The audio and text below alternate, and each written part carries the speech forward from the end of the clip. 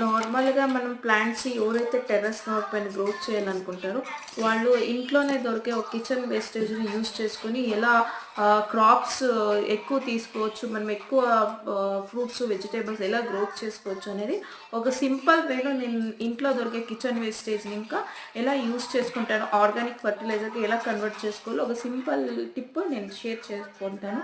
So, నా videos ఇష్టమైతే like చేయండి, షేర్ చేయండి, సబ్స్క్రైబ్ చేసుకోండి ప్లీజ్. ఇప్పుడు చూస్తున్నారు కదా! ఇది బాగా పులిసిపోయిండే మజ్జిగ ఆల్రెడీ దోసపిండి ఒక 3 డేస్ ఔట్ సైడ్ పెట్టేసింటే అది బాగా పులిసిపోయింది. సో, అది ఏమైనా ఎక్కువ పులిసిపోయిన వస్తువులు ఏమైనా కానీ అది చెట్లకేస్తే చాలానే మంచిది. మనము చోహాన్ క్యూ మెథడ్‌లో ఫాలో అయితున్నాం.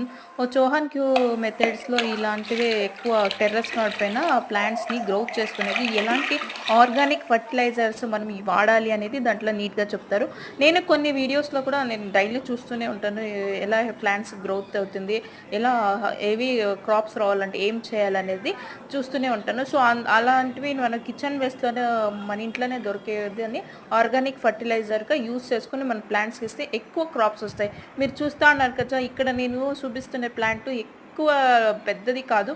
స్మాల్ ప్లాంట్, దాని సైజ్ చూడండి, పాట్ సైజు చాలా చిన్న పాట్ అది.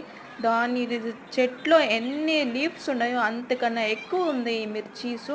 సో, ఇంత హెవీ క్రాప్ రావాలంటే నేనేమి ఎక్కువ కెమికల్స్ యూజ్ చేయలేదు. జస్ట్ నేను ఇంట్లో యూజ్ చేస్తాను కదా! ఈ కొత్తిమీర, కూరాకు, కూరగాయలు వేస్టేజ్ కట్ చేసి పారేస్తాం చూడు, అవంతా తీసుకొచ్చి ఒక డస్ట్‌బిన్ లాగా ఒక ప్లాస్టిక్ టబ్‌లో వేసేసి దానిపైన కొంచెం లేయర్ అంత మన్నేసేస్తాను. సో, అందులోనే ఒక 1 మంత్ అయినాక మంచి ఆర్గానిక్ ఫర్టిలైజర్ వస్తుంది. అప్పుడు అన్ని ప్లాంట్స్‌కి కొంచెం కొంచెం మనం వేసుకొని పోతే మనకి హెల్తీ క్రాప్స్ వస్తుంది ఇలాగే. నా వీడియోస్ లైక్స్ అయితే ఇది కిచెన్ వేస్టేజ్.